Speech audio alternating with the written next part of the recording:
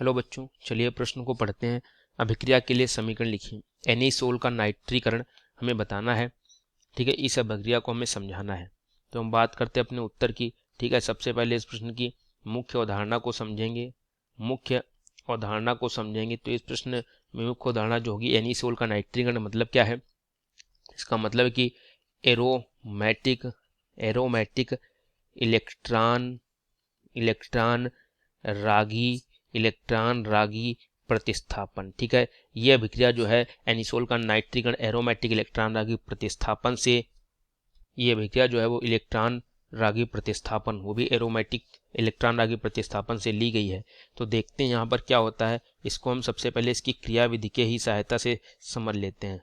ठीक है दोस्तों, यहाँ पर सबसे पहले हम इस क्रिया को लिख लेते हैं, फिर उसकी हम क्रिया विधि को बताएंगे। तो होता क्या है, एनिसोल एक बेंजीन वलय है जिस पर OCH3 लगाओ तो इसको एनिसोल कहते हैं। यहाँ पर जब हम HNO3 और H2SO4 डाल देते हैं तो इसका नाइट्रीकरण होता है और हमें दो उत्पाद मिलते हैं। एक तो OCH3 के आर्थो पर NO2 लग जाता है, दूसरा इस एनिसोल में जो OCH3 है इसके पैरा पर NO2 लग जाता है। ठीक है, ये दो उत्पाद बनते हैं। इनकी क्रियाविधि को हम देखते हैं। ठीक है, ये किस प्रकार से बनते हैं। तो यहाँ पर होता क्या है, HNO3 की जो संरचना होती है, HNO3 की संरचना इस प्रकार से होती है। H2SO4 H double bond O OH और यहाँ पर OH होता है। यहाँ का जो O का इलेक्ट्रॉन युग्म है ये H2SO4 से H+ लेता है और H+ लेकर बना लेता है N double bond O minus, यहाँ पर OH2 धनायन। अब क्या होता है, यहाँ से H2O बाहर निकलता है, H2O के बाहर निकलते यहाँ पर NO2 धनायन, एक इलेक्ट्रॉन रागी उत्पन्न हो जाता है। अब हमारा एनिसोल पड़ा रहता है, यहाँ पर एनिसोल होता है। जब इस पर NO2 धनायन आता है यहाँ पर, तो एक बार O के इलेक्ट्रॉन वापस आते हैं और ये द्विबंध इधर NO2 पर क्रिया कर देता है।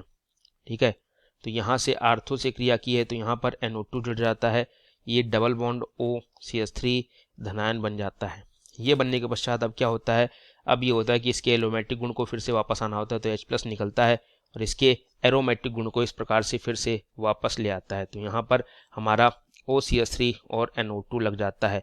तो ये आर्थो नाइट्रो जो उत्पाद बनता है, ये बनता है आर्थो पर नाइट्रो लग गया है, आर्थो नाइट्रो एनिसोल हमारा ये उत्पाद बन जाता है। ठीक है, इसी प्रकार पैरा वाला जो उत्पाद है वो बनता है। ठीक है, पैरा वाला जो उत्पाद है वो बनता है जब इस पर भी NO2 धनायन जो हमने ऊपर इलेक्ट्रॉन रागी बनाया और डाला जाता है।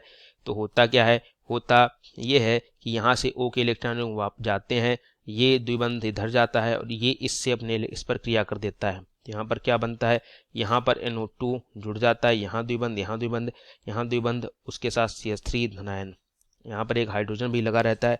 अब क्या होता है, ये हाइड्रोजन अपने इलेक्ट्रॉन देता है, निकल जाता है बाहर और ये फिर से अपने एरोमेटिक जो हमारा यौगिक होता है उसमें बदल जाता है और NO2 जो है वो पैरा पर लग जाता है। इसको हम पैरा नाइट्रो एनिसोल के नाम से जानते हैं।